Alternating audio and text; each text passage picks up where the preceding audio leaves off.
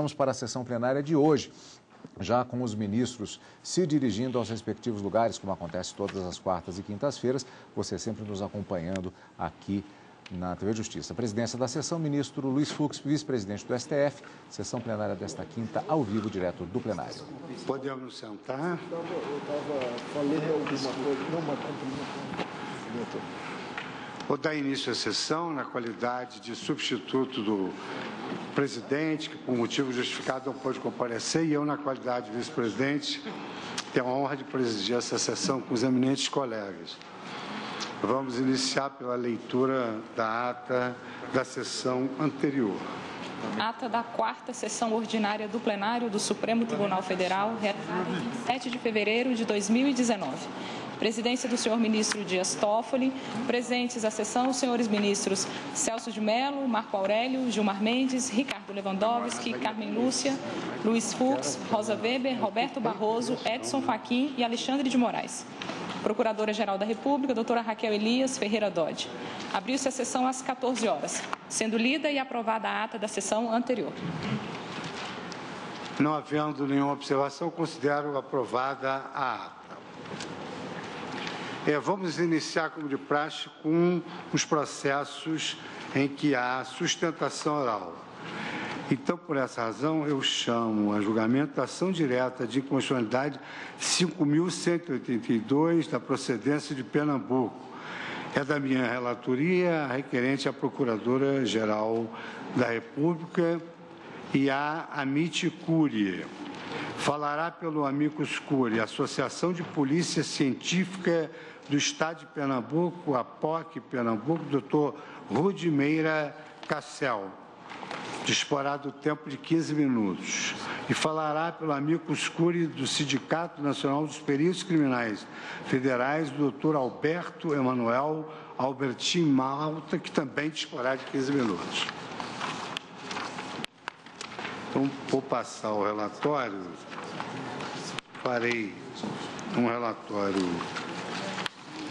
quanto possível, sucinto. Hein? Tem não, só esse. Aquela da Secretaria tem? Tem não. Tá bem. É uma ação direta de inconstitucionalidade com pedido de medida cautelar ajuizada pela Procuradoria-Geral da República, tendo como objeto o artigo 3º da Lei Complementar 156/2010, o artigo 1º, inciso 6º, do Decreto 39.921 e o artigo 2º, parágrafos 1º, 2º e 3º da Portaria GAB-DS 197/2010, todos do Estado de Pernambuco, que transformaram o cargo de datiloscopista policial no cargo de perito papiloscopista da Polícia Civil. Com parâmetro de controle, o requerente indicou os artigos 22.1, 24, 36, 24, inciso 36 e 37.2 da Constituição Federal. Em síntese, o que se sustenta é a necessidade de disciplina uniforme dos cargos de polícia, em especial dos peritos criminais em todo o território nacional, por lei e normas gerais de competência da União. Adotei o rito do artigo 12, foram ouvidas todas as pessoas necessárias numa ação dessa natureza. O advogado-geral da União exarou parecer, a ação da Procuradoria-Geral da República, que tem parecer encartado, que é do domínio de todos. Houve o pleito de uma medida cautelar incidental, mas como foi adotado o pedido procedimento do artigo 12, o pedido foi indeferido, com fundamento na independência operacional e interpretativa entre a avaliação da questão constitucional relativa a provimentos anteriores e a continuidade do procedimento administrativo de seleção e recrutamento mediante concurso público, e contra essa decisão foi manejado agravo regimental ainda não apreciado. A Associação ABC, que é a Associação Brasileira de Criminalística, a Associação Polícia Científica do Estado de Pernambuco, a Federação Nacional dos Policiais Federais, a Federação Nacional dos Profissionais em Papiloscopia e Identificação, foram admitidos a se manifestar no feito na qualidade de amicus curiae, sendo certo que aqui apenas duas entidades farão a sustentação oral conforme informado no pregão do processo. Acredito que com essas considerações seja possível que os eminentes patronos possam realizar a sua sustentação da tribuna. Então, chamo, em primeiro lugar, o doutor Rudi Meira Cassel, que falará pela Associação de Polícia Científica do Estado de Pernambuco. Senhor presidente, senhoras e senhores ministros, eu cumprimento Vossas Excelências, cumprimento a Procuradora-Geral da República, os demais colegas, entidades, servidores e cidadãos aqui presentes. Essa matéria nos preocupa sobremaneira porque não se trata apenas de uma situação isolada no estado de Pernambuco. Ela representa reiteradas tentativas de ascensão funcional, transposição sem concurso específico, para cargo ou carreira diversa, o que veio a ser objeto, no ápice dos julgamentos que o Supremo Tribunal Federal produziu sobre isso, da súmula vinculante 43. Na súmula vinculante 43, nós temos a síntese do que, historicamente, o Supremo vem decidindo a respeito. Há exceções de reposicionamento, onde o Supremo admitiu que cargos fossem reposicionados dentro da carreira. Aqui se trata de uma dessas exceções? Não é nem perto disso. Nós temos aqui datiloscopistas de nível médio, que por lei complementar estadual e contrariamente ao que foi feito na norma geral da União, que é a Lei 12.030 de 2009, foram alçados à condição de peritos. A Lei Complementar 156 de 2010, em seu artigo 3º, diz expressamente que, a partir daquele momento, datiloscopista policial é perito papiloscopista. Muito bem, a perícia não é um cargo desconectado de um contexto regulador desta matéria, deste cargo.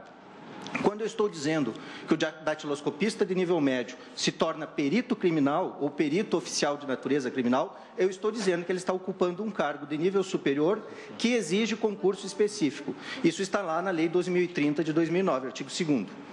Ao fazer isso já tem consequências. Eu cheguei a trazer, nós trouxemos para que o amicus curiae não fosse apenas aquela velha discussão que o Supremo, inclusive, não admite mais, que é ficar repetindo argumentos jurídicos já ditos na ADI, nós trouxemos a demonstração, seja pelo decreto 39.921, que regulamenta várias atribuições do perito, agora perito papiloscopista, entre elas o de gerenciamento, supervisão e atividades de perícia que antes não estavam, nem estão na sua criação, que é de 2008, é uma lei complementar de 2008, que cria as funções policiais dentro da Polícia Civil de Pernambuco, mas tivemos o cuidado de trazer a demonstração tanto em laudos periciais. Essas circunstâncias fáticas podem parecer estranhas para uma ação direta de inconstitucionalidade, mas elas corroboram a interpretação que tem sido adotada para esse artigo, para que não pareça apenas uma troca de nomenclatura. Nós trouxemos edital de concurso, o último edital de concurso, trouxemos laudos periciais de peritos criminais oficiais que não conseguem fazer a perícia porque a cena do crime está contaminada por perícias antecipadas do datiloscopista, agora é perito papiloscopista. A Procuradoria-Geral da República atenta a isso, percebeu isso no início e entrou, inclusive antes deste edital, o último edital que trouxemos aos autos desta ADI, percebeu este risco e o laudo pericial feito pelo perito oficial de natureza criminal, ele é produzido a partir do preenchimento daquele cargo, na forma do artigo 37, inciso 2º da Constituição, com concurso específico e formação específica. Você tem perito médico legista, você tem o perito formado em odontologia, tem peritos de formações diversas e vinculados à sua área específica de atuação pericial. Mas o datiloscopista, e é este que agora aqui está sendo discutido, foi transposto, ascendeu a esta circunstância de perito artificialmente, pelo artigo 3º da Lei 156. E teve suas atribuições do cargo descritas em decreto, sequer em lei. E, com isso, houve uma parametrização ainda de um cargo de nível médio dentro da carreira de perito oficial de natureza criminal no Estado de Pernambuco. Então, há dois argumentos, duas inconstitucionalidades essenciais que nós trouxemos, a ADI traz e nós aprofundamos no amicus curiae da APOC, Associação dos Peritos Oficiais do Estado de Pernambuco. O primeiro deles tem relação com a inconstitucionalidade formal. Quer dizer, essa inconstitucionalidade formal é porque cabe à União legislar, conforme o artigo 22, inciso 1º, sobre normas de direito processual penal, e a função policial, no que toca à perícia, tem descrição, tem previsão dentro do processo penal. Então, tanto é verdade que as normas gerais têm que ser editadas pela União sobre isso, sobre a função pericial, que a Lei 12.030 de 2009 trouxe essa regulamentação geral, definiu os 3 cargos da perícia oficial, em nenhum deles está a datiloscopia, ou o perito papiloscopista, como ocorreu em Pernambuco, trouxe essa definição e exigiu para elas concurso específico. Daí que, ao usurpar esta competência da União para a regra geral, que já estava exercida, e o tratar diferentemente esta função, trazendo o datiloscopista para perito, há violação ao artigo 22, inciso 1º da Constituição. Esse é o primeiro ponto. O outro ponto que considero ainda mais grave, porque o primeiro é apenas formal, o outro ponto que é mais grave é a inconstitucionalidade material. Quando eu presto concurso para datiloscopista policial de nível médio, eu não estou prestando concurso para perito oficial de natureza criminal. A garantia do concurso público veio para que todo cidadão tenha isonomia de acesso na disputa, pelo menos em igualdade de condições com seus pares, com a mesma qualificação, para aquele cargo. Quando eu abro o edital do concurso, eu digo, você está disputando um cargo de perito oficial de natureza criminal. Para isso, exige-se tais e tais requisitos. Ora, o que se faz e o que se fez no artigo 156, artigo 3º da Lei Complementar 156 de 2010 de Pernambuco, você faz concurso para datiloscopista e será alçado perito por uma lei logo ali adiante. Isso tem acontecido em inúmeros estados, não só com esta carreira. Vários casos já bateram aqui no Supremo. Eu me recordo da DI 4303, que aqui foi julgado, onde foi admitido o reposicionamento, e faço esse destaque de uma decisão favorável para dizer o porquê que aqui é diferente. Porque lá o que havia era o reposicionamento, uma revalorização de carreira. Isto não há nenhum problema do administrador e do legislador fazer. Só que o que não se pode aqui, e isso ficou muito bem frisado na DI 4303, é misturar cargos, ou enxertar um cargo em outro, porque aí eu estou violando o princípio do concurso público. E aqui, oficialmente, se fez isso. O perito oficial não é uma carreira ou um cargo desconectado no país inteiro. Ele tem uma função uniforme no país inteiro e encaminhada por lei federal, na forma, dizendo quais são os requisitos, na forma do artigo 37, inciso 2º. Ao se dispor contrariamente a isso, não se viola aquela lei federal.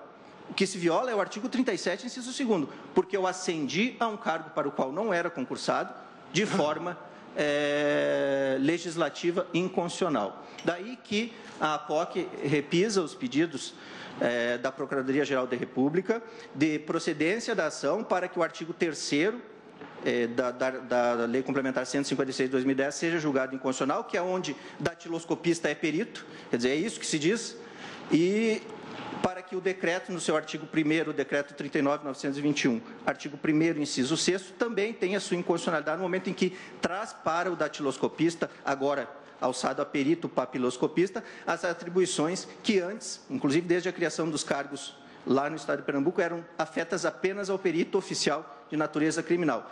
Datiloscopista policial, alçado a perito papiloscopista, se torna perito oficial de natureza criminal. Não é apenas uma questão de nomenclatura, é uma questão fática que gera consequências e já tem gerado na segurança pública do estado de Pernambuco. Daí que pedimos a procedência dos pedidos, senhor presidente, agradecendo a palavra nesse sentido. Eu convido agora para assumir a tribuna pelo Amicus Curiae, Sindicato Nacional dos Peritos Criminais Federais, Dr. Alberto Emanuel Albertin Malta.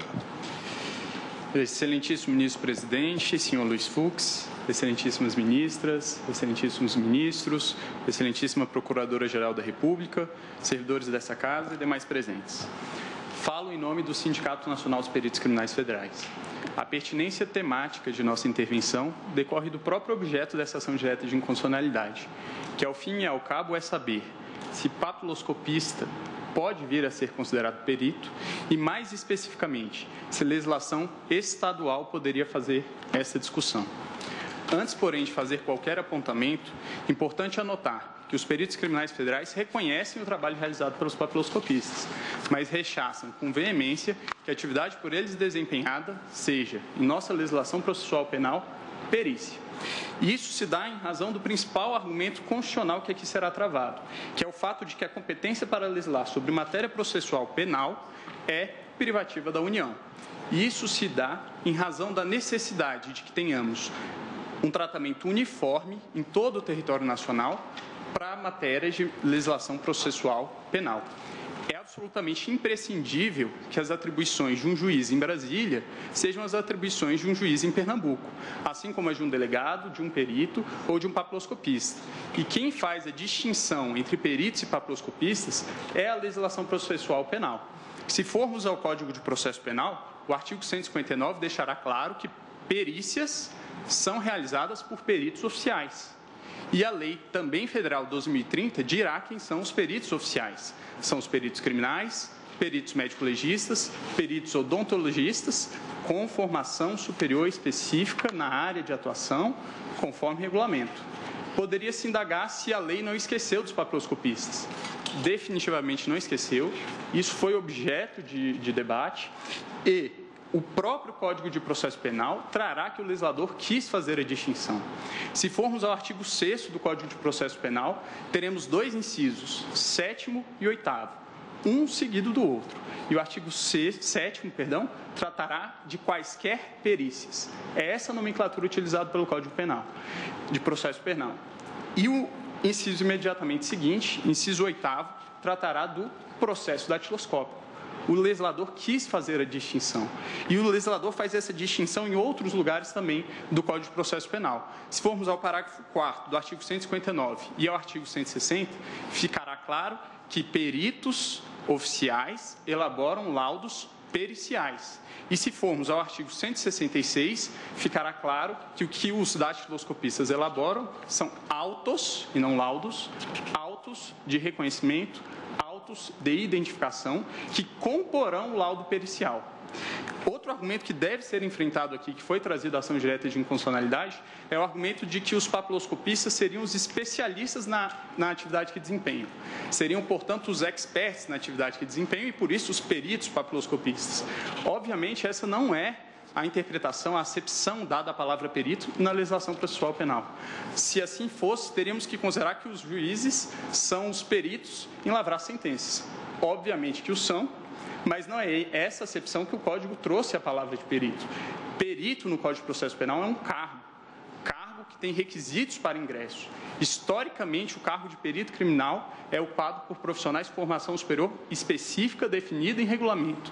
O decreto 5.116 diz quais são os cursos que podem ingressar na carreira. São químicos, físicos, engenheiros, médicos, odontologistas e vários outros que passaram por um curso de 3.000, 4.000, 5.000, 7.000 horas de formação para aplicar a ciência no produto do seu trabalho. Já o cargo de papiloscopista, historicamente, é um cargo ocupado por nível médio, como era em Pernambuco à época da edição dos dispositivos impugnados. E mesmo aqueles órgãos de polícia que passaram a exigir formação superior para papiloscopista, como fez Pernambuco após a edição dos dispositivos impugnados, o faz de maneira genérica. É dizer, nós, bacharéis em Direito, poderíamos ser papiloscopistas. Faríamos um curso de formação e estaríamos aptos a aplicar o método papiloscópico.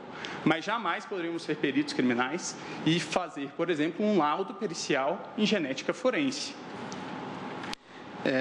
E essa distinção ela é extremamente importante para percebermos a violação constitucional que os dispositivos impugnados geram.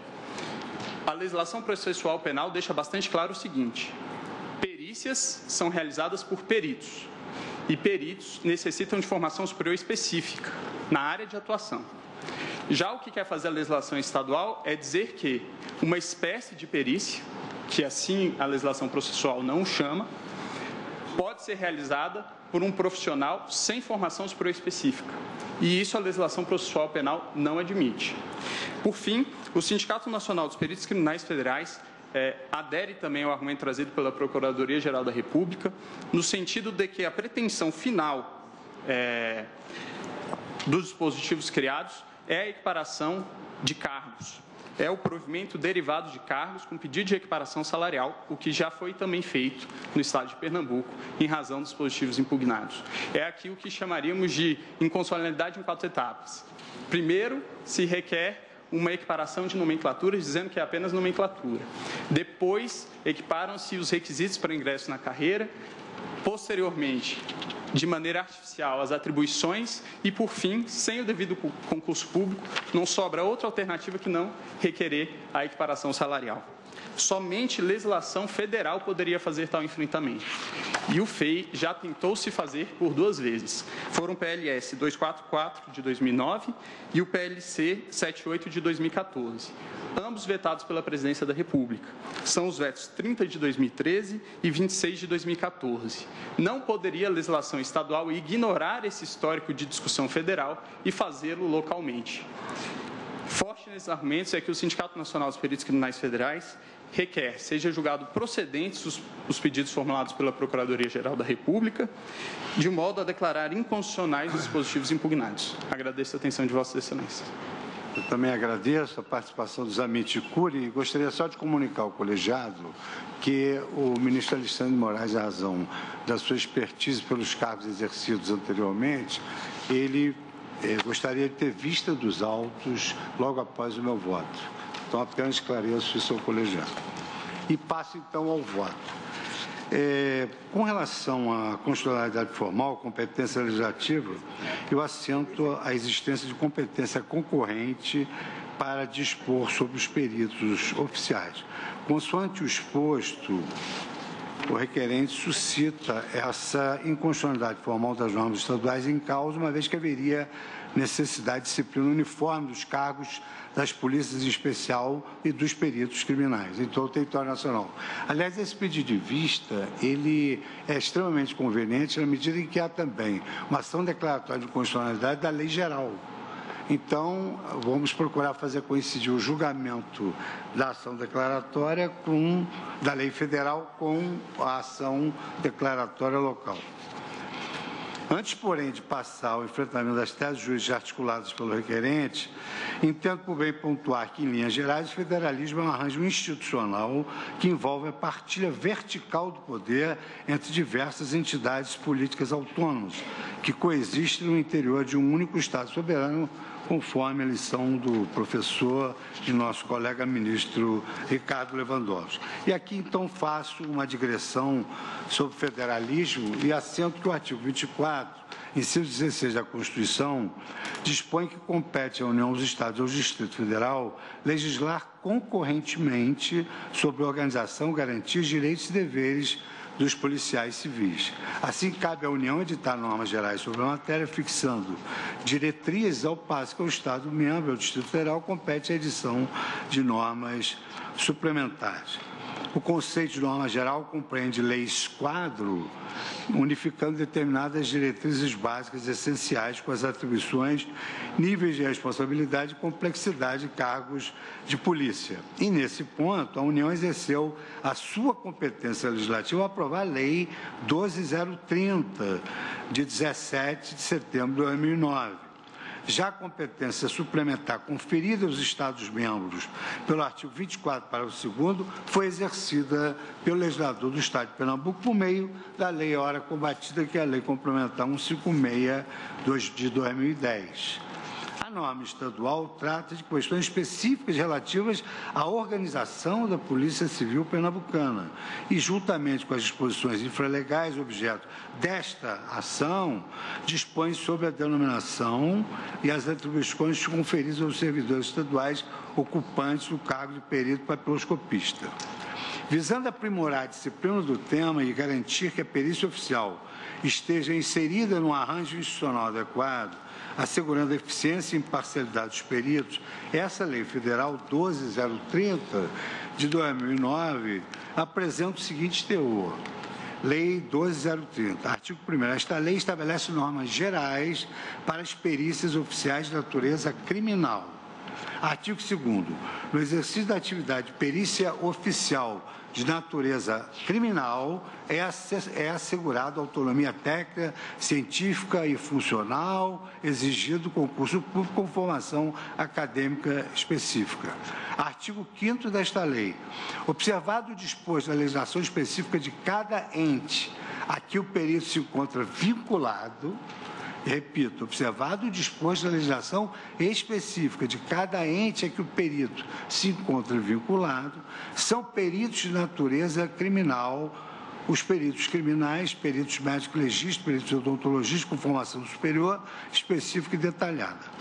Justamente por seu caráter de norma nacional geral, a lei não esgotou as regras de organização da Polícia Civil, contendo diretrizes sobre as perícias em geral. Quem quer que tenha uma experiência na análise, o que os peritos papiloscopistas fazem na cena do crime, impressão digital e outras atividades que, ao longo da história, contribuíram para o esclarecimento de diversos delitos, inclusive um grave que ocorreu aqui em Brasília com um notável profissional da advocacia, observará que, efetivamente, o trabalho desses peritos é um trabalho mais do que equiparável ou reenquadrável, revalorizado, como diz a jurisprudência do Supremo. É o que se depreende especificamente do artigo 5º, que expressamente ressalvou a necessidade de observância das disposições específicas da legislação de cada Estado federal. A ressalva que se verifica também no artigo 3º da lei, sequer seria necessária, porquanto assim já decorre da autodeterminação dos Estados membros, consagrada no artigo 25 da Constituição. Não se verifica em caso, portanto, qualquer antinomia entre as leis locais e as normas federais de regência, conforme a minha ótica de ver esse tema. E aí assento que a Lei Federal 12.030, ela não foi exaustiva no tocante a especificar quem são peritos criminais. Como visto em que pese a norma geral, ela não faz de forma taxativa e não veda que se desequiparem em lei específica os cargos aqui em disputa de datiloscopista e papiloscopista. Quanto ao ponto, importa trazer algumas distinções conceituais. A expressão perito criminal alberga todos os peritos oficiais que possuem a incumbência estatal de elucidar crimes. Como se disse, a função do perito é auxiliar o magistrado em searas que demandem seu conhecimento especializado. Na mesma linha, são ditos oficiais os peritos que, embasados em seus conhecimentos técnico-científicos, elaboram suas perícias e pareceres a mando do Estado, que lhe atribui competência para a realização de tarefas privativas da administração pública, exigindo qualificação profissional para a realização dos exames e elaboração dos respectivos laudos. Dessa forma, para além da tríade expressa na lei federal, é possível aventar um rol bem mais amplo de agentes que atuam como peritos oficiais, no qual se inserem o analista do Ministério Público da União, o especialista em meio ambiente do IBAMA, o técnico de nível superior do IFAM, o bombeiro militar e o auditor da Receita Federal. Caso prosperem as alegações do autor, a exclusão dos servidores públicos papiloscópicos do rol de peritos oficiais resultaria na circunstância de que, após realizarem o trabalho técnico que lhes compete e produzirem elementos de informação, suas conclusões deveriam ser encaminhadas a um outro perito, que muitas vezes não possui expertise necessária para tanto. Ele apenas referendaria aquele trabalho, faria uma assinatura em cima do trabalho do perito papiloscopista. Saltando aqui ainda sobre a direção desse trabalho, não pode haver qualquer caráter de subordinação de um perito ao outro, podendo a administração selecioná-los com base no critério da especialidade. Assim, não há que se falar que o papiloscopista, por exemplo, atuaria como um mero auxiliar dos peritos criminais. Assim, editada a norma geral, resta aos Estados-membros a competência legislativa suplementar que foi exercida nos termos do artigo 25 da Constituição Federal. Agora eu abordo o tema da ausência de interferência no direito processual penal. Importa afastar ainda a alegação de violação do artigo 22.1 da Constituição por usurpação de competência legislativa privativa em matéria processual.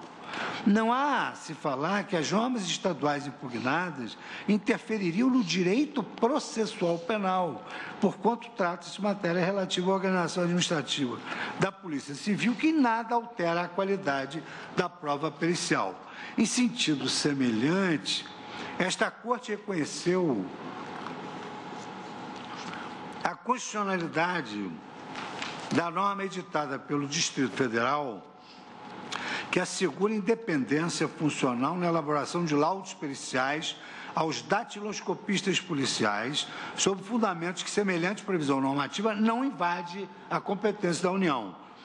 E cito aqui um acórdão paradigmático do ministro Otávio Galotti, aqui do plenário, onde Sua Excelência destacou: não invade competência legislativa da União o disposto no artigo 119 da Lei Orgânica do Distrito Federal, ao conferir aos datiloscopistas policiais a garantia de independência funcional na elaboração de laudos periciais. À ocasião, apesar da manifestação da Corte ter se circunscrito ao vício formal, o eminente ministro Marco Aurélio salientou que os integrantes das categorias de perito criminal, médico legista, datiloscopista policial terão independência funcional na elaboração do trabalho que vierem a realizar. São atividades essencialmente técnicas e que, portanto, não podem ficar subordinadas a outras interferências e a outras ingerências, como só ocorrer quando se passa o trabalho realizado por um outro perito apenas assinar. Ademais, o Código de Processo Penal nada dispõe a respeito da profissão do papiloscopista, datiloscopista ou perícia datiloscópica. Tampouco limita ou relaciona quais os servidores investidos de poder legal que são considerados peritos oficiais. Limita-se a empregar os vocábulos peritos criminais, peritos oficiais, peritos não oficiais e peritos, ao tratar do inquérito policial e do exame de corpo de delito das perícias em geral. Com efeito, com as alterações promovidas pela Lei 5970 de 73 e 8864 de 94, o artigo 169 do Código de Processo Penal não mais emprega o termo perito criminal para tratar do exame do local da prática dos fatos religiosos, tendo o legislador federal preferido atribuir o termo genérico peritos, aos peritos, o levantamento do estado das coisas, a anotação das alterações ocorridas e as consequências desta relação com os fatos. É disso que o Código de Processo Penal estabelece que apenas na falta de perito oficial o exame será realizado por duas pessoas idôneas. Quer dizer, se o próprio Código de Processo Penal admite a realização de perícia por duas pessoas idôneas à falta de perito, com maior razão os peritos papiloscopistas e os datiloscopistas, conforme a jurisprudência da Corte, têm aptidão para exercer essas funções e a forciória para integrar essa categoria. Além disso, a partir da Lei 11.690 de 2008, o Código passou a exigir nível superior também para o perito oficial, resguardando o exercício daqueles peritos que ingressaram antes da vigência da lei. Quanto ao ponto, tampouco há conflito com o disposto no artigo 159 do Código de Processo Penal. A Lei Complementar 137 do Estado de Pernambuco já exigia diploma de curso superior para os datiloscopistas policiais, transformados em peritos papiloscopistas pelas normas ora impugnadas. Eu até destaco que o teor também dessa digressão foi objeto de um debate numa emissora televisiva, onde eu defendia exatamente esses pontos, na época em que, inclusive, era ministro da Justiça aqui presente, o eminente advogado hoje, José Eduardo Cardoso. Aliás, debatemos juntos, não foi? Debatemos juntos o tema. Trato agora da constitucionalidade material. A mera modificação de atribuições e níveis de escolaridade exigidos para o cargo não viola o princípio do concurso público. O requerente sustenta a inconstitucionalidade material das normas impugnadas, pois a transformação do cargo de datiloscopista policial no cargo de perito papiloscopista da Polícia Civil, acompanhada da modificação das atribuições e dos níveis de escolaridade exigidos para o cargo anterior, teria importado improvimento derivado de cargo público em relação aos datiloscopistas. De fato, a regra do concurso, como condição de acesso a cargos e empregos públicos, não se limita à primeira investidura, proibindo também o aproveitamento de servidores em cargos de natureza e grau de complexidade diversos daqueles nos quais se deu ingresso no serviço público. No entanto, verifica-se que não há burla necessidade de concurso público, uma vez que os papiloscopistas são peritos oficiais que ingressaram nos quadros do cargo por concurso público, ainda que anteriormente possuíssem outra nomenclatura. E à época exigia-se apenas o nível médio ou já o superior? Eu vou verificar aqui no curso. Ante a ascensão vertical, né, que nós não temos admitido. Não tendo ocorrido provimento derivado do cargo público. Afasta-se ainda a alegação de transposição gradativa dos cargos em razão de não decorrer de normas impugnadas do nível de escolaridade exigido para o ingresso no cargo de datiloscopista policial transformado no cargo de perito papiloscopista. É que o requisito mínimo de investidura exigível para os peritos oficiais, consistente em ensino superior com formação específica, e talvez aí a resposta a Vossa Excelência, já era aplicável ao cargo de datiloscopista policial, não tendo havido alteração substancial.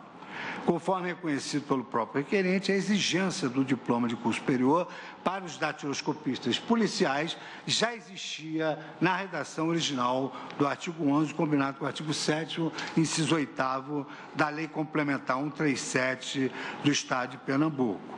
Verbes integram o Grupo Operacional de Policial Civil aos cargos efetivos de natureza policial civil de datiloscopista policial símbolo QPC.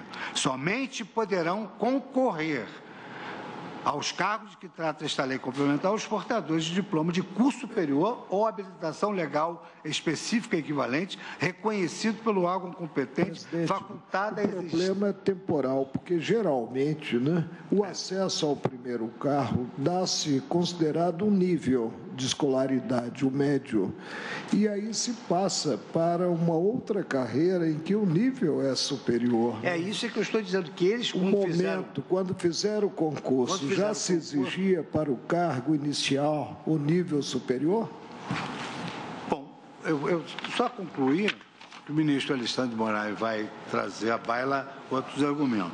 Como os artigos 7º, inciso 8º e 11 da Lei Complementar 137 do Estado de Pernambuco não foram objeto de impugnação, eventual declaração de nulidade dos dispositivos ora atacados estaria inócua para o fim de afastar o alegado provimento derivado do cargo público. Aliás, a própria Advocacia Geral da União, na sua manifestação, destacou a exigência de nível de escolaridade superior para a ocupação dos cargos de perito papiloscopista consta de diploma legal que não integra o objeto da presente ação direta, de modo que essa previsão normativa não pode ensejar a declaração de inconstitucionalidade de qualquer das normas impugnadas pelo autor, as quais foram editadas posteriormente à mencionada Lei Complementar 137. Então, aqui talvez a resposta para Vossa Excelência.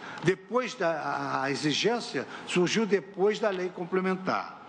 Por coincidirem os requisitos de investidura, e também aí na linha da indagação de Vossa Excelência, por coincidir os requisitos de investidura, o aproveitamento dos cargos extintos e cargos recém-criados se condiciona apenas a similitude das atribuições. Daí eu concito a que tenha uma visão do que é que um perito papiloscopista realiza, principalmente diante dos crimes que ocorreram no Brasil e quem os devendou.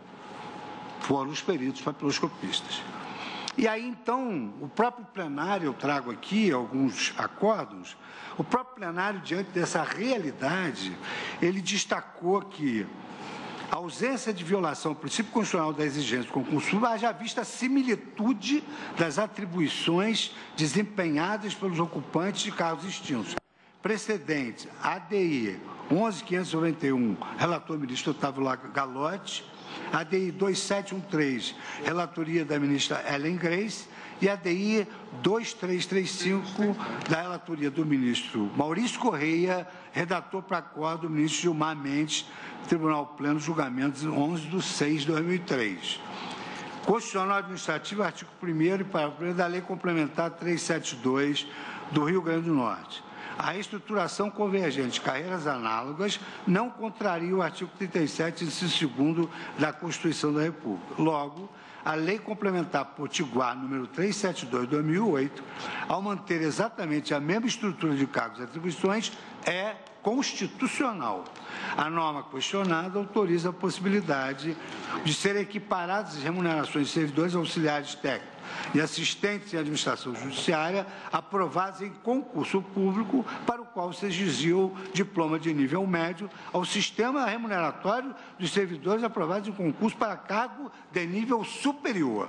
A alegação de que existiriam diferenças entre as atribuições não pode ser objeto de ação de controle concentrado, porque exigiria a avaliação de fato de quais assistentes ou auxiliares técnicos foram redistribuídos para funções diferentes. Precedentes: servidores que ocupam os mesmos cargos com a mesma denominação e na mesma estrutura da carreira devem ser igualmente remunerados à luz do princípio da isonomia. A ação direta de inconstitucionalidade julgada improcedente, ADI 4303, da relatoria da eminente ministra Carmen Lúcia, Tribunal Pleno, julgamento em 5 de fevereiro de 2014. Quanto ao ponto, cumpre delimitar algumas especificidades conceituais sobre a perícia oficial e particularmente a respeito da expertise dos papiloscopistas.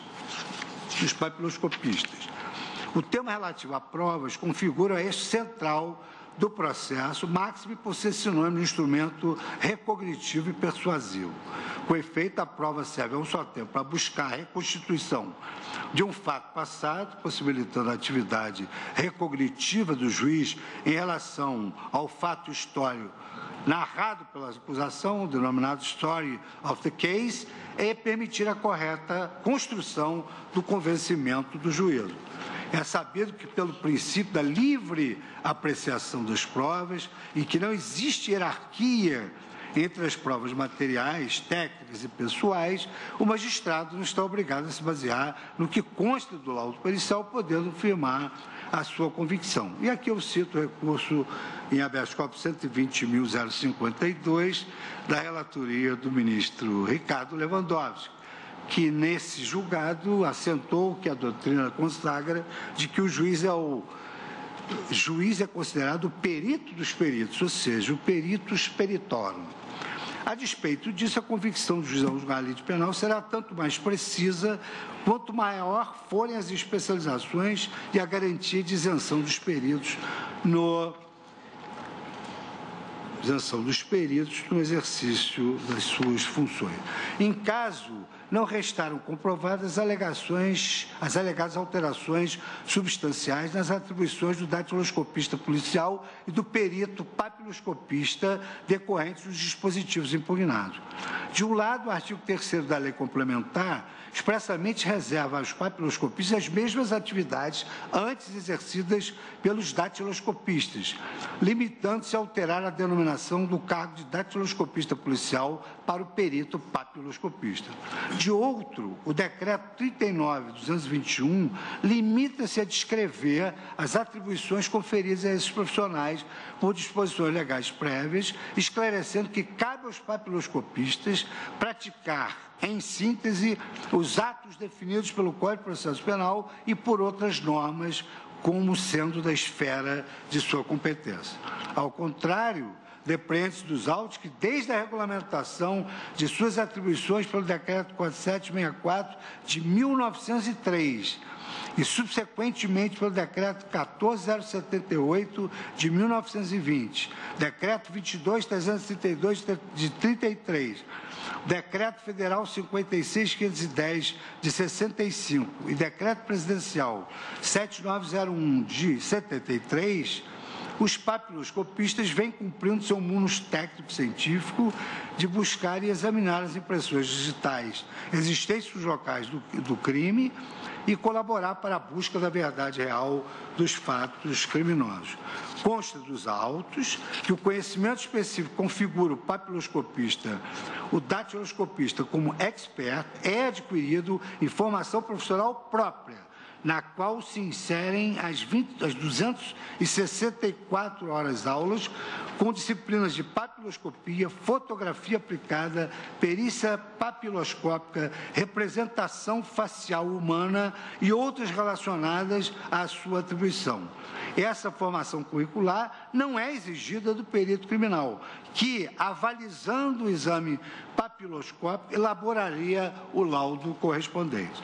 Independentemente da nomenclatura, esses profissionais exercem atividade específica condizente com o cargo de perito oficial, dado que se dedicam a colher e analisar impressões deixadas pelas papilas dérmicas de quem haja tido contato com objeto importante para a apuração de fatos de relevo criminal.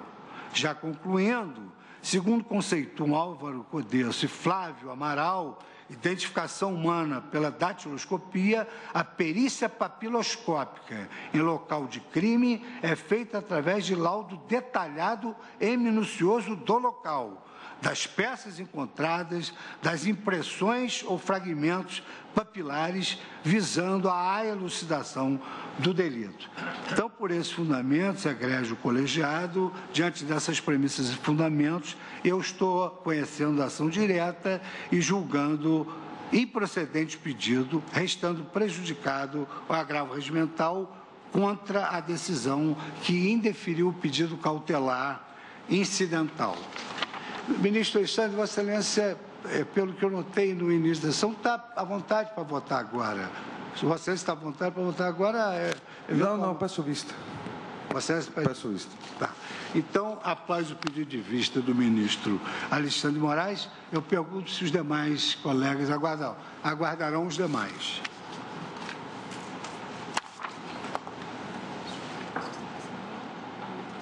Outra. Então, dando ainda preferência à sustentação oral, eu chamo da lista do ministro Alexandre de Moraes a ação direta de constitucionalidade 4606, de procedência da Bahia. Vossa Excelência, ministro Alexandre, é o relator, e falará pelo interessado governador do Estado da Bahia, o doutor Luiz Romano, procurador do Estado. Vossa Excelência tem a palavra para o relator. Presidente, aqui a ação direta de inconstitucionalidade, com pedido de medida cautelar proposta pelo presidente da República para impugnar a lei estadual baiana 10.850 de 2007 e por arrastamento o decreto 11.736 de 2009 do governador daquele ente federativo, editado para disciplinar no âmbito estadual a fiscalização, a arrecadação e o controle das receitas decorrentes da exploração de recursos hídricos para fins de geração de energia elétrica e de recursos minerais, inclusive petróleo e gás natural, por concessionários, permissionários, cessionários e outros. Transcrevo no relatório os textos normativos, tanto a lei quanto o decreto. Alega-se que os diplomas impugnados incorreram em vício de inconstitucionalidade formal, uma vez que tenham sido editados em contrariedade aos artigos 22, inciso 4º e 12 da Constituição Federal, que atribui à União competência privativa para dispor sobre águas, jazidas, minas e outros recursos minerais. Além disso, a legislação baiana teria violado os artigos 20, inciso 8º e 9º, 21, inciso 12, a linha B, 176 e 177, todos da Constituição Federal, que conferem à União a propriedade dos potenciais de energia elétrica e dos recursos minerais existentes no território nacional e a competência legislativa privativa para definir o seu regime de exploração. A União exatamente no desempenho dessas competências, editou norma para disciplinar uniformemente em todo o território nacional o aproveitamento dos potenciais de energia hidráulica e recursos minerais no território nacional, destacando-se a Lei Federal 8.876, de 1994. Ainda na percepção da requerente, a competência administrativa atribuída aos Estados, Distrito Federal e municípios pelo artigo 23, inciso 9º, competência administrativa comum, não autorizaria a edição de normas legislativas locais disciplinando aspectos relevantes da compensação financeira devida em razão da exploração de potenciais energéticos e recursos minerais situados no território da Bahia. Enfatiza, por fim, que a via adequada para viabilizar a fiscalização de exploração de recursos minerais pelos Estados-membros, garantindo acesso aos dados pertinentes às compensações financeiras devidas, é exatamente a celebração de convênios com o órgão federal responsável pela administração das outorgas, no caso, o Departamento Nacional de Produção Mineral. Foi dada a presente ação pelo eminente ministro relator, então, ministro Aires Brito, rito do artigo 12, a Assembleia Legislativa, Governo do Estado manifestaram-se, a Advocacia Geral da União pronunciou-se pela inconstitucionalidade das referidas normas estaduais, a inconstitucionalidade formal. Da mesma forma, a Procuradoria-Geral da República, em parecer, opinou pela inconstitucionalidade das normas estaduais. É o relatório, presidente. Então, convido para assumir a tribuna o Procurador do Estado da Bahia, doutor Luiz Romano. Terá o tempo regimental de 15 minutos para a sua sustentação. Obrigado. Excelentíssimo senhor ministro Luiz Fux, presidente dessa Corte, excelentíssimo senhor ministro relator, senhoras ministras, senhores ministros, eminente Procurador-Geral da República. O Estado da Bahia não tem a menor dúvida, ante a evidente clareza do texto constitucional, que são bens da propriedade da União e a competência é privativa da União para dispor sobre questões de potencial energético, recursos hídricos, recursos minerais, inclusive aqueles relativos ao petróleo. O que se põe aqui nessa ADIM é que, na verdade, a legislação baiana nunca procurou tratar de todos esses aspectos minerais, da concessão, da permissão, da autorização para uso e exploração desses minérios. Pelo contrário, a legislação baiana trata apenas do passo posterior. Uma vez definida, através da competência privativa da União, todo o detalhamento, todo o conteúdo material dessa exploração, assegurada ao Estado a sua cota-parte, seja da compensação financeira, seja da participação nessas atividades, a forma de controle e fiscalização dessa receita. E é por isso que essa DIN data vênia deve ser considerada improcedente. Não houve, por parte do Estado da Bahia, nenhum avanço em terreno de competência privativa e exclusiva da União. Pelo contrário, a legislação baiana foi, inclusive, muito cautelosa ao prever, na sua legislação de fiscalização, aspectos da lei federal. Então, eu destaco aqui, por exemplo, senhores ministros, o artigo 2º, que diz que os elementos constitutivos da compensação e participação são aqueles definidos na legislação federal específica. Mesma coisa o artigo 7º, que diz que as deduções autorizadas em legislação federal específica devem ser discriminadas. Ou seja, a partir do primeiro passo, que é a definição pela lei federal daquilo que constitui reserva material legislativa da União, deu-se o segundo passo do Estado da Bahia, em conformidade com o artigo 23, inciso 11 da Constituição, que assegura a competência comum aos Estados, o controle e a fiscalização dessas concessões. E é interessante notar aqui que essa questão ela passa por uma definição prévia, que é a própria natureza dessa compensação financeira. E esse Supremo Tribunal Federal, essa egrégia corte, por mais de 3 oportunidades, afirmou e reafirmou que se trata de receita patrimonial originária dos Estados. Eu cito aqui inicialmente o MS 24312, relatoria da ministra Ellen Grace, em que se afirmou que tanto esses recursos são de natureza própria originária do Estado, que sequer cabe ao TCU fiscalizá-los. E também o RE 228800, que foi o leading case, na verdade, em relação a esse assunto, relatoria do ministro Sepúlveda pertence, onde se afirmou que esses recursos, essa participação, é um direito subjetivo do Estado. Ou seja, totalmente diferente aqui daquelas situações de transferências voluntárias, de partilhamento de tributos federais, em que a União, sim, detém toda a competência plena para fazer tanto a apuração quanto a distribuição.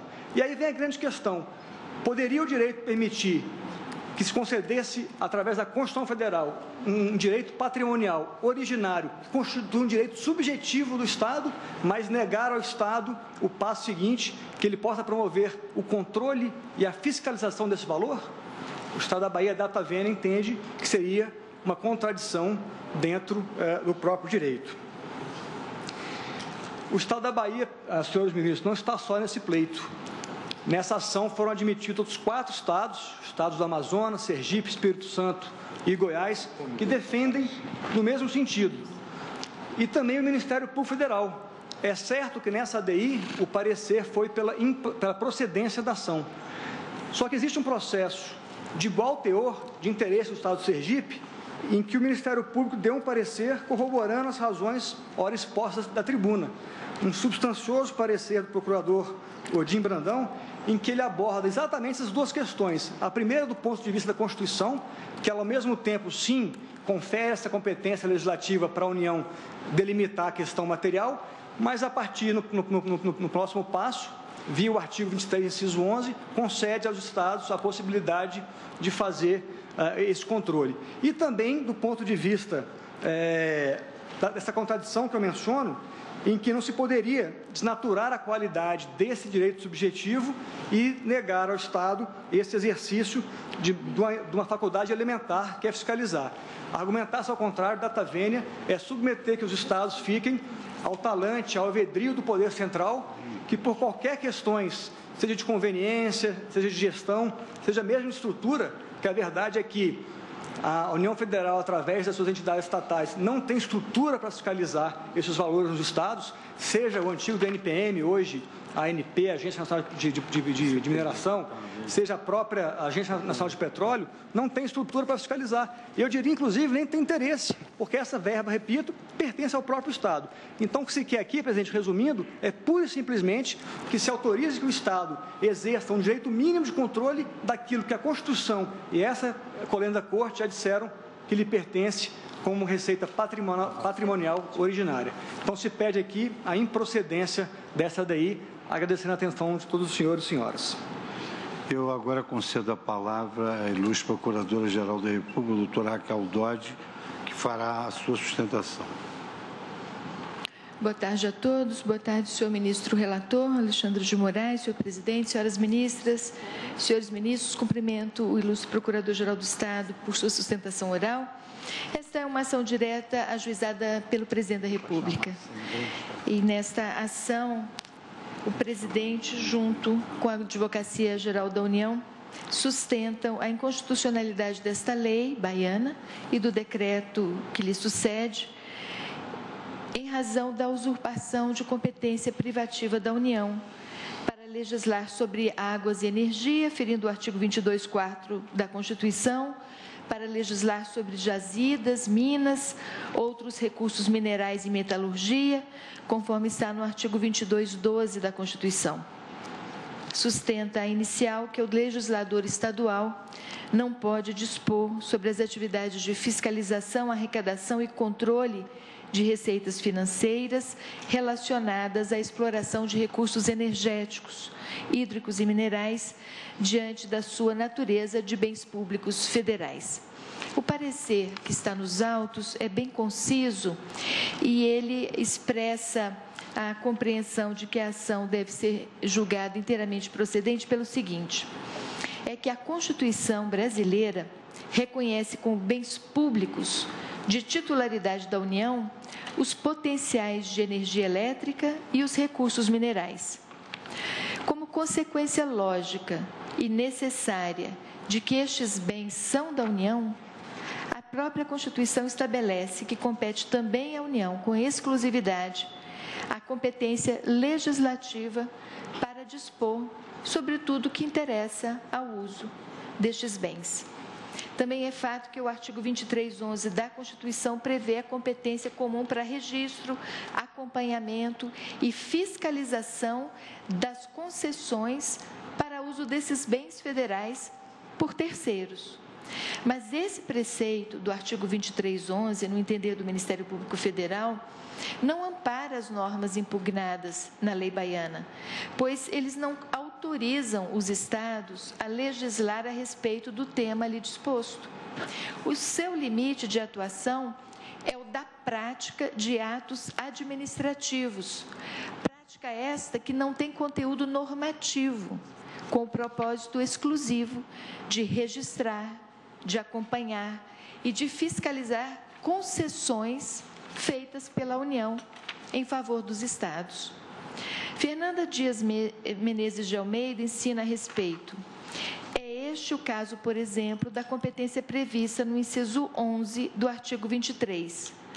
Com efeito, sendo da União a competência de legislar com exclusividade sobre águas, recursos hídricos, enquanto potenciais energéticos e também sobre jazidas e recursos minerais, os estados e os municípios, ao exercerem fiscalização das atividades dos concessionários credenciados a explorar recursos hídricos e minerais, haverão de observar necessariamente a lei federal. Tampouco é possível invocar o artigo 24, inciso 1 da Constituição, onde se prevê a competência concorrente para legislar sobre direito financeiro e sobre direito tributário. É que a lei baiana, aqui impugnada, e o decreto que a regulamenta, não institui qualquer modalidade tributária, tampouco disciplina a arrecadação de receitas. A pretexto de exercer fiscalização, tais atos limitam-se a prever multas no caso de descumprimento das obrigações ali impostas. Por isso é que, por qualquer ângulo que se examine a questão, sob o ponto de vista da Constituição brasileira, o Ministério Público reitera o seu entendimento, que coincide com o da autor da ação, o Presidente da República, no sentido de que a lei baiana não poderia ter normatizado sobre a matéria, e é por essa razão, senhor ministro, senhoras ministras, que o parecer é pela procedência do pedido integralmente. Muito obrigada. Eu concedo, então, a palavra ao eminente relator, ministro Alexandre Moraes. Presidente, como o voto já foi distribuído, né, constava na lista, eu vou fazer a leitura da ementa e, obviamente, se houver necessidade de maiores esclarecimentos, eu, nesse caso, os farei.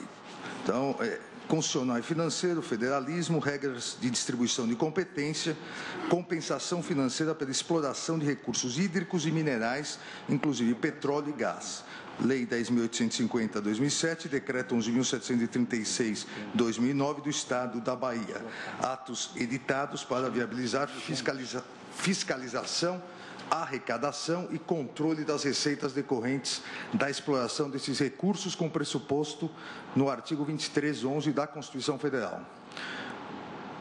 Inconstitucionalidade formal de normas sobre as condições de recolhimento dessas compensações, inclusive as relativas à sua arrecadação direta,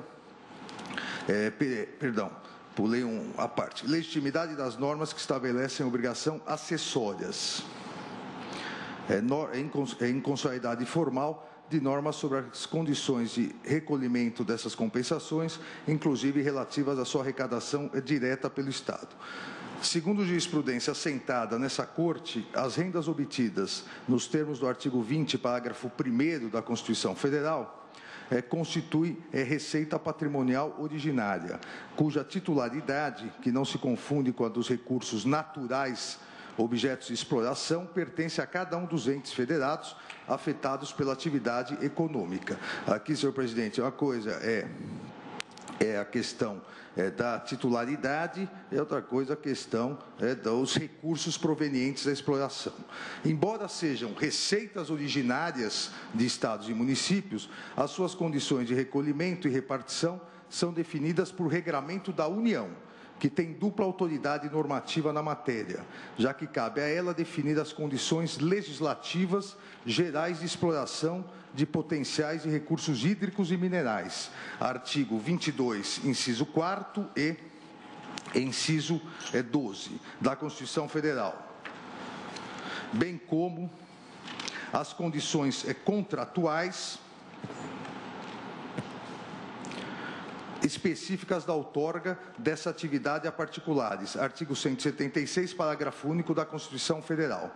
Atualmente, a legislação de regência determina seja o pagamento efetuado mensalmente diretamente aos Estados, ao Distrito Federal, aos municípios e aos órgãos da administração direta da União.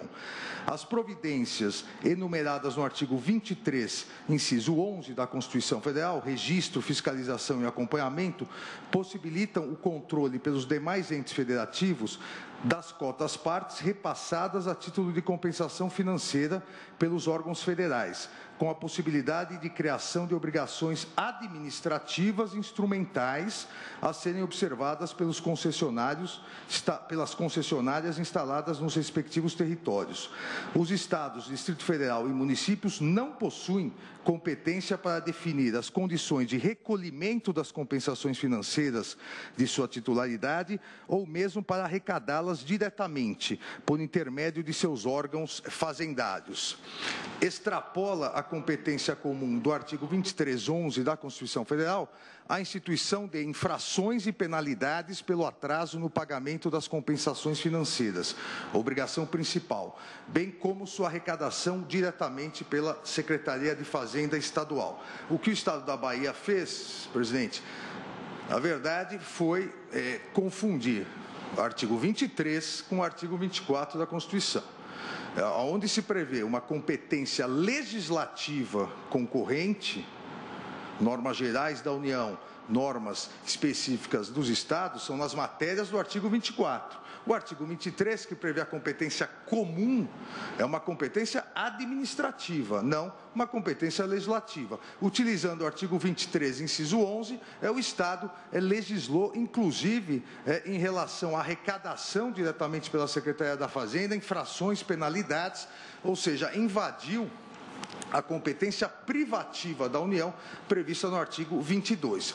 Há alguns dispositivos, como salientei anteriormente, alguns dispositivos eminentemente administrativos, na verdade, alguns previstos na lei, outros no decreto, nem haveria necessidade de lei, aí seria o próprio decreto do governador, porque são eminentemente administrativos para dar sequência após todo o cumprimento da legislação federal. Esses, obviamente, não são inconstitucionais, exatamente por isso, julgo o pedido parcialmente procedente, declarando a inconstitucionalidade formal dos seguintes artigos.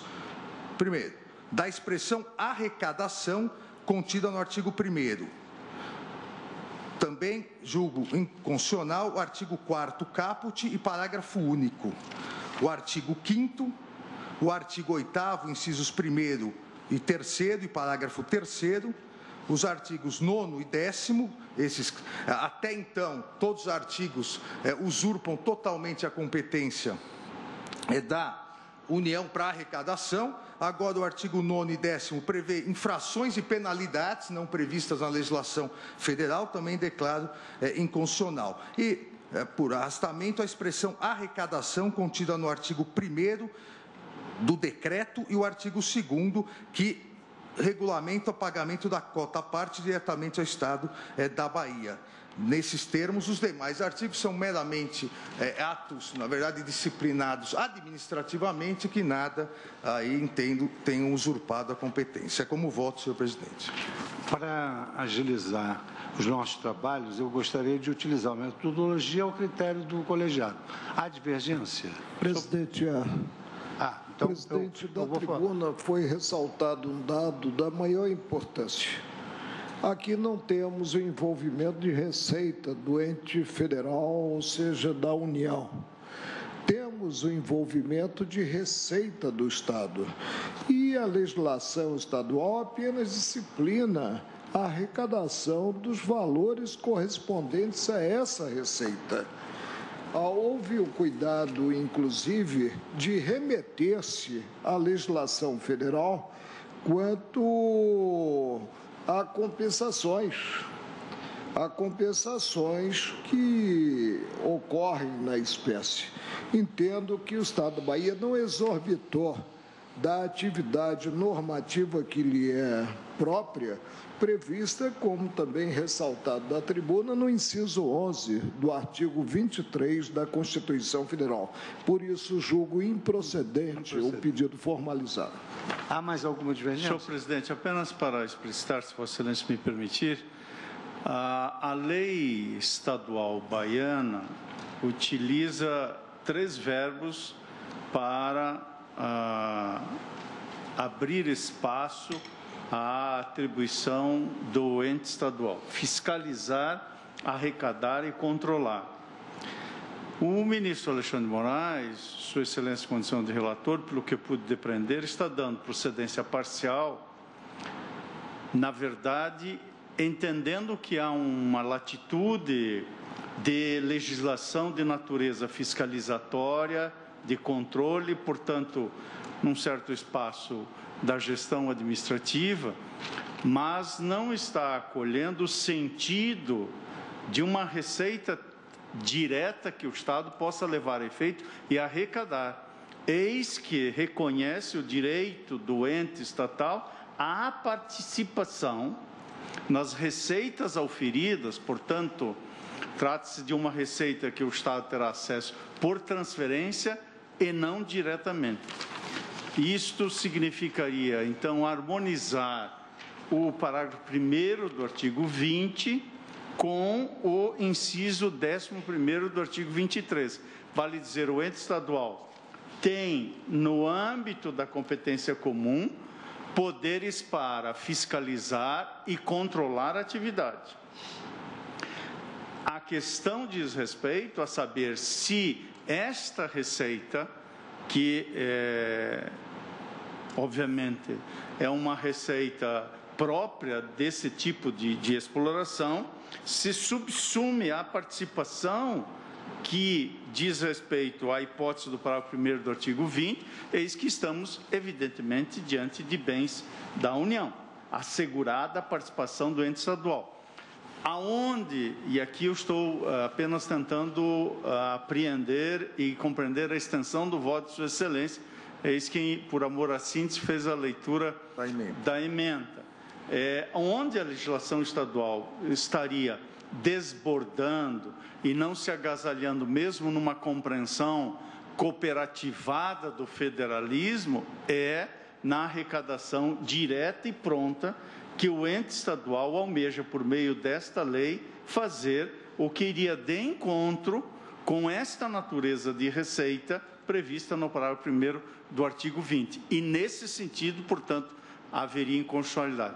Se esta é a percepção de Sua Excelência, o ministro relator, eu acompanho a lei é sob o pretexto, e aí o correto pretexto, de fiscalizar, acompanhar, ou seja, seria, por isso que digo, nem haveria necessidade, a meu ver, de lei, porque é o exercício de uma competência administrativa do artigo 23.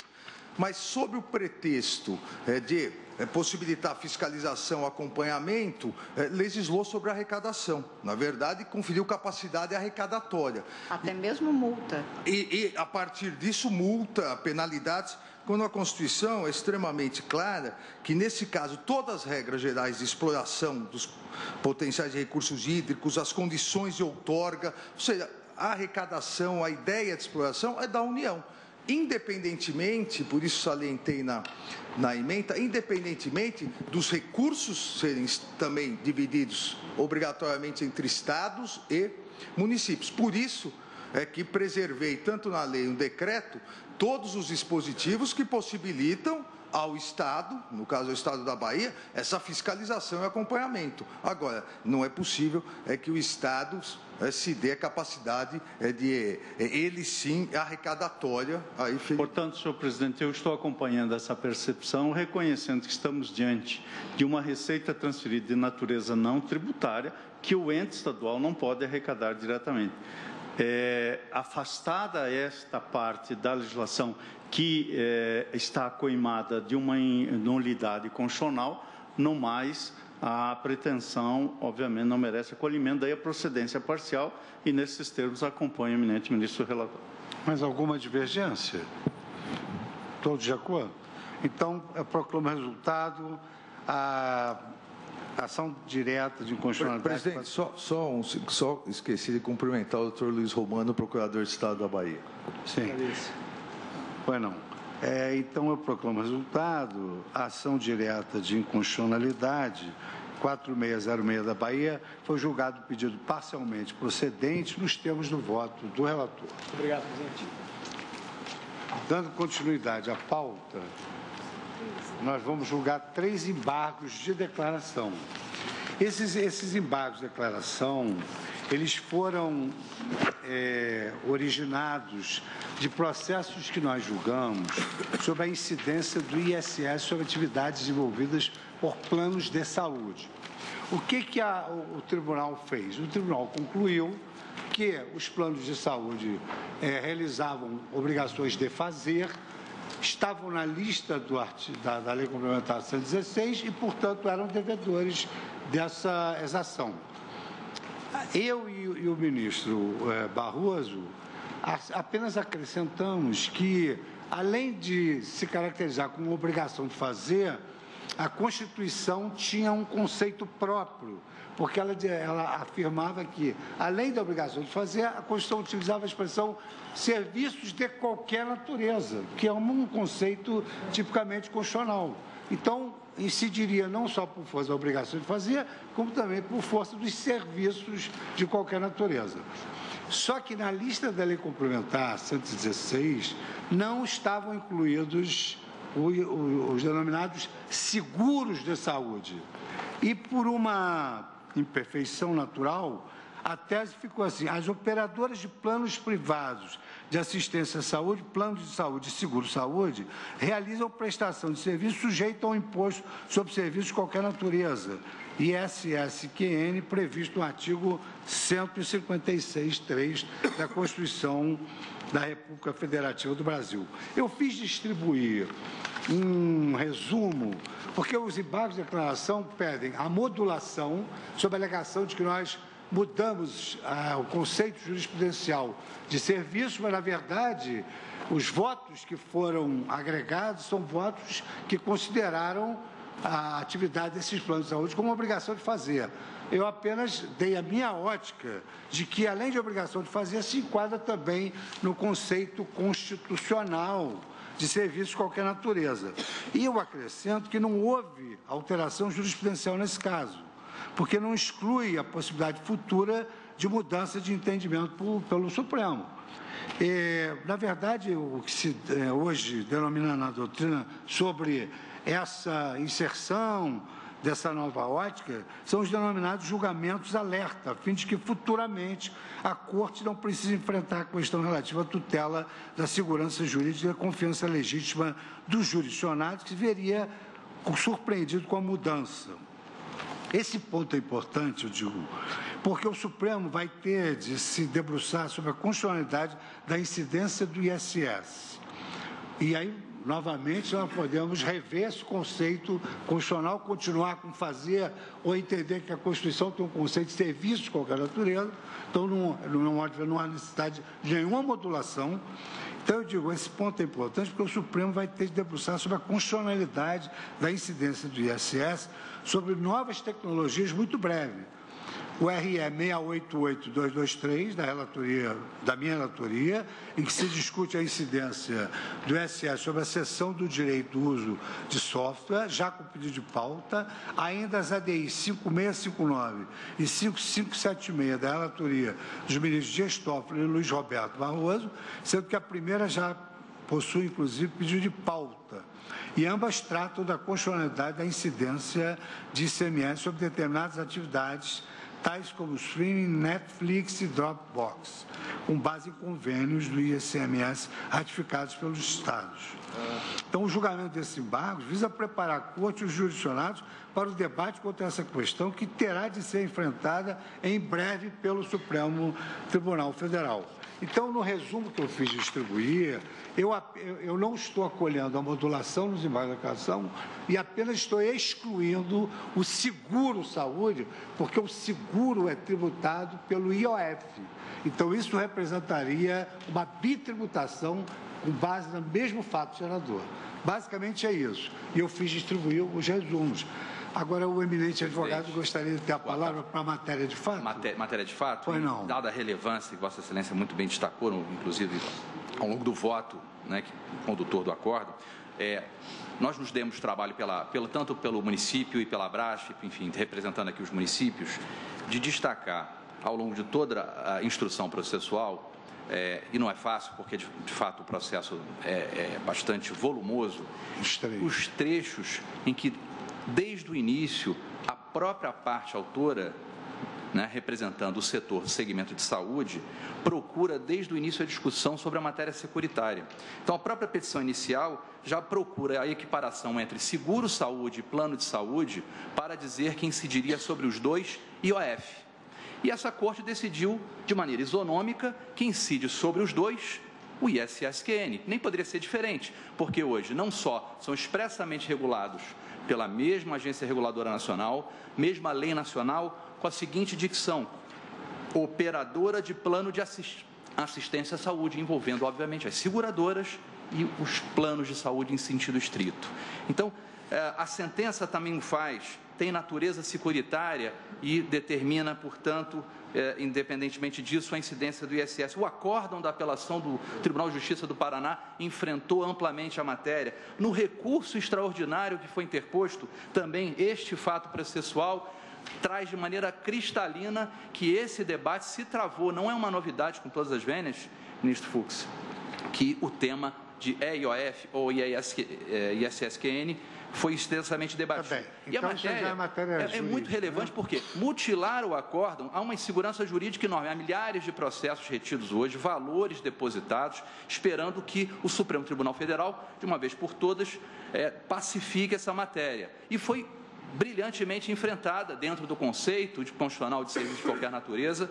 Então, não faria sentido, até porque o IF é um imposto extra-fiscal, né?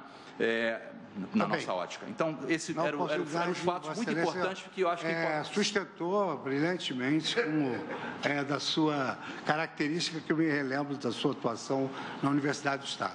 Muito obrigado. Então, eu repito, um outro... Pois não, doutor. Presidente, boa tarde. Apenas o plano de saúde aqui envolvido, ele lá não abarcava a questão das autogestões, que nós entregamos memorial, fizemos chegar a Vossas Excelências aqui, que são aquela sem a finalidade lucrativa. Isso aí está mencionado no texto dos embargos de declaração. Mas eu posso ler a ementa... Presidente, Vossa Excelência me permite? Claro. Apenas para permitir que nós reflitamos um pouco melhor, mas na linha que Vossa Excelência está sugerindo, eu verifico da minuta que preparei para a discussão que esse RE dizia respeito à repercussão geral do tema 581, que se restringia a decidir, entre aspas, a incidência ou não do imposto sobre serviços de qualquer natureza sobre as atividades envolvidas pelas operadoras de plano de saúde. Plano de saúde. Portanto, não se trata propriamente de seguro. Exatamente. Não, que nós estamos restringindo o tema. Considerado gênero, seguro-saúde, né? Mas é plano de saúde. Que são eu quero crer, embora precisemos talvez aprofundar no futuro, a natureza jurídica dessas duas instituições. Parece-me que uma coisa são operadores de planos de saúde, outra coisa são operadores de seguros de saúde, operadores de seguros de saúde. Mas, de qualquer maneira... A repercussão geral ela não versou sobre seguro. Exatamente. Até adiantando meu voto, se os colegas me permitirem, mas na direção enunciada por Vossa Excelência, eu estaria acompanhando Vossa Excelência para corrigir, digamos assim, o acórdão acolher parcialmente os embargos para excluir as atividades seguro, saúde, tendo em conta, sobretudo, quer dizer, ao par da brilhante argumentação de Vossa Excelência, tendo em conta especialmente que a repercussão geral do tema de número 581 restringir-se apenas a planos de saúde. Foi essa distinção que eu verifiquei e que entendi de esclarecer, mas não só esclarecer, porque no fundo esse esclarecimento leva a um provimento parcial dos embargos de declaração. A tese, ela realmente acabou abarcando, sem que fosse o objeto da repercussão geral, o seguro. E o seguro-saúde, ele sofre a incidência de OF. Isso é um caso claríssimo de bitributação. Agora surge esse elemento complicador.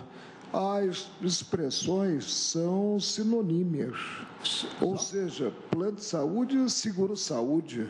Não se tem seguro propriamente dito. Mas, perdão, ministro, tem seguro de vida, o seguro, no sentido de assegurar uma assistência, está compreendido no plano de saúde. E como Vossa Excelência conviveria com essa bitributação? Não, porque eu não seguro admito recebe a tributação, eu não admito, no caso, a tributação pela União, considerado IOF e presente, plano de saúde, gênero. Porque não consta da Lei Complementar 116 e nós também não declaramos inconstitucional a Lei Complementar 116. Então, essa figura escapa completamente à repercussão geral. Aí eu entendi de corrigir através dos embargos de declaração que foram opostos pela Abrange, pela Fena Saúde e pelo Hospital Marechal Cândido Rondon. Ministro, presidente, o senhor, Vossa Excelência, me permite? Claro. Eu tenho a impressão que nós temos um encontro marcado relativamente à tributação do seguro-saúde. Isso é alguma coisa que vamos cogitar, talvez, no futuro. Nós não estamos nem dizendo, afirmando, nem negando que incide o ISS conjuntamente com o IOF ou não incide o IOF. Por hora, de acordo com a solução que Vossa Excelência está propondo, nós simplesmente estamos solucionando a questão que foi proposta neste RE. Não é? Exatamente, nos embargos de acordo com a tese. A tese ela acabou abrangendo o tema extrapolante. Porque eu não gostaria, e assim, atendendo até a preocupação do nobre advogado que veio à tribuna, em primeiro lugar, que traz um esclarecimento à Corte, eu não quero adiantar um pronunciamento, eu acho que não seria conveniente de nossa parte, nem excluindo, nem incluindo qualquer tipo de tributo sobre essa atividade. Por que não damos provimento apenas para esclarecer? Que, no caso, tem-se a incidência do ISS considerado plano de saúde, muito embora o plano de saúde assegure alguma coisa ao contratante. Vamos ouvir dele próprio. A nobre advogada deseja fazer uso da palavra. Boa tarde, Excelência. Eu só queria fazer uma distinção, porque quando fala em plano de saúde, a interpretação de alguns municípios equivocada está colocando no meio as autogestões. Eu sou advogada. A GEAP, a própria autogestão do STF seria, sem fins lucrativos, passiva à tributação. Então, hoje em dia, a GEAP está sofrendo várias execuções, colocando em risco até a própria existência. E a GEAP é um plano de saúde que tem mais de 60% da sua carteira idosa, que o mercado não tem interesse. É uma situação... Então, por isso que a gente queria distinguir bem plano de saúde comerciais, como a lei trata. Plano de saúde comercial. Só para tranquilizar a eminente advogada, eu nos embargos de declaração, em obter dictum, eu abordo esse tema também, que só surgiu agora nos embargos de declaração. Tá bom, eu agradeço. Obrigada. Bom, então, vou colher a manifestação do ministro Edson Fachin. Senhor presidente, é apenas para fixar a compreensão que aqui veio ao debate, que também tive a oportunidade de trazer a colação. Eu estou acompanhando Vossa Excelência no sentido de excluir a referência seguro-saúde. E o acolhimento é apenas para isso. Só para isso. Há outros debates relevantes, como a questão da lucratividade ou não, que não se colocam do ponto de vista da conclusão daquilo que está assentado, e nem está em julgamento, até porque caberia verificar se essa matéria é infraconstitucional ou não.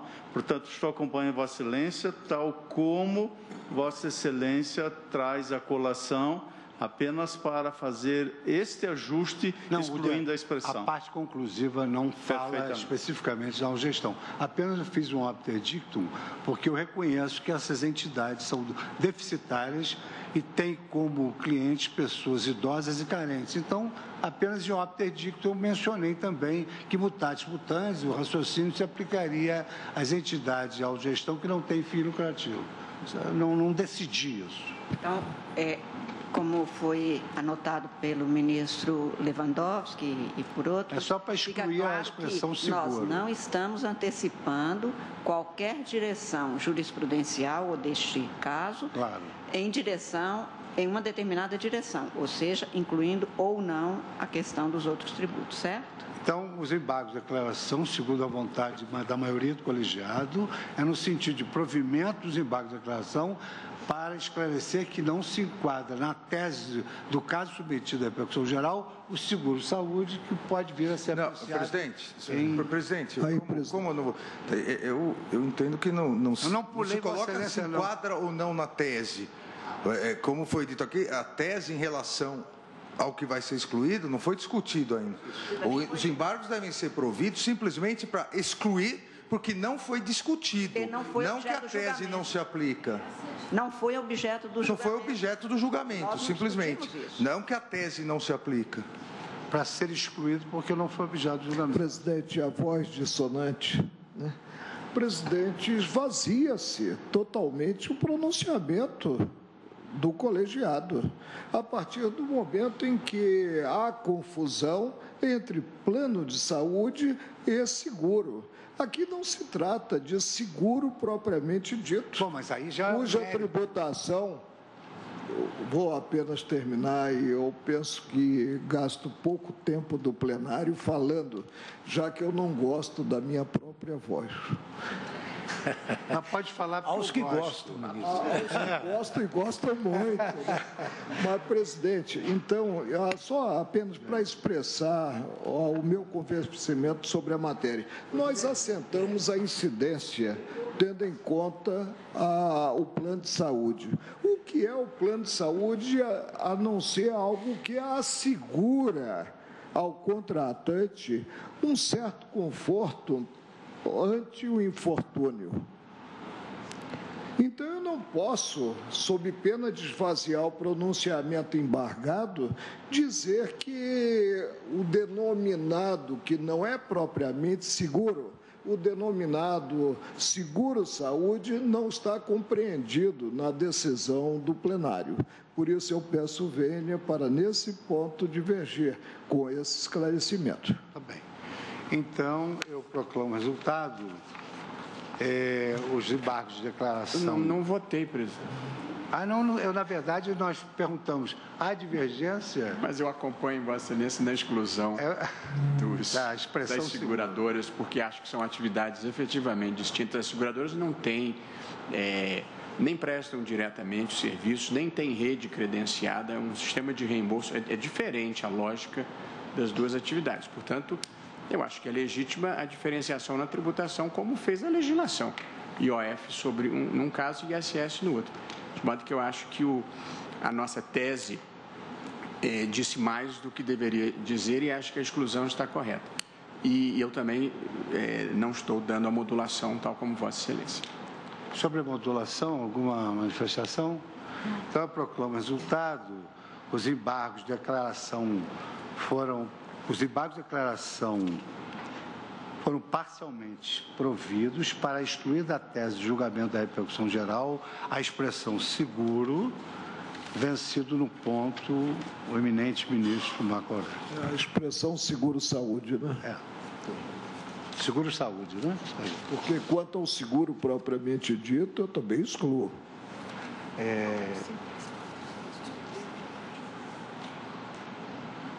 Faltam 5 minutos, podemos suspender?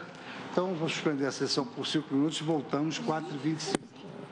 Por 20 minutos, Isso é falta de tato ainda com a presidência, né? Então, vamos suspender pelo tempo regimental de 30 minutos, voltamos 4h25. 25?